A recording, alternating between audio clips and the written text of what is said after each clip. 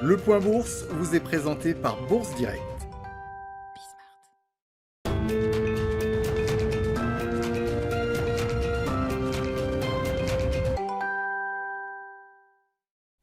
La Bourse de Paris est dans le rouge à la mi-journée. Le CAC 40 repasse même sous les 4900 points alors que les investisseurs continuent à suivre de près les négociations autour du plan de relance budgétaire aux États-Unis.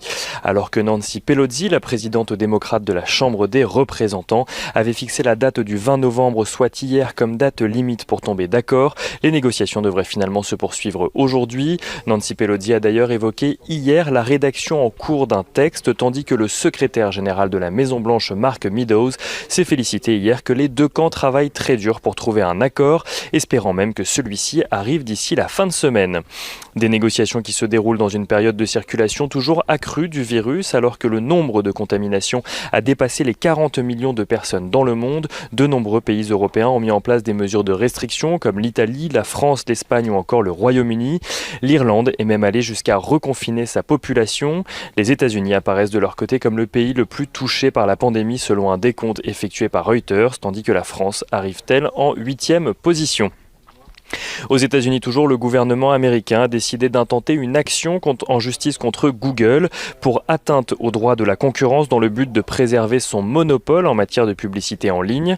Le gouvernement américain qui demande un changement structurel aux géants du numérique, ce qui laisse certains observateurs rêver d'un démantèlement du groupe, même si le procès devrait en l'occurrence durer plusieurs années.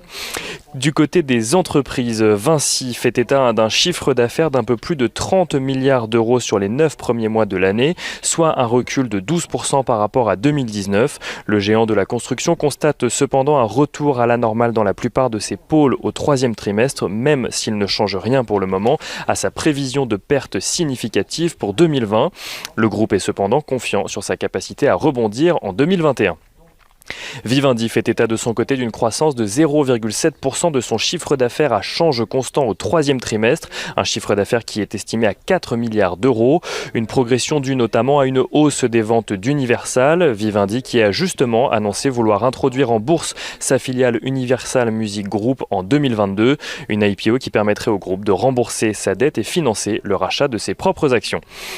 Worldline annonce un très large succès de son OPA amical sur Ingenico. Worldline possède à présent 88,64% très exactement du capital du spécialiste du paiement et 83,2% des droits de vote. L'OPA doit d'ailleurs recommencer prochainement, mais selon un calendrier qui sera décidé par l'AMF.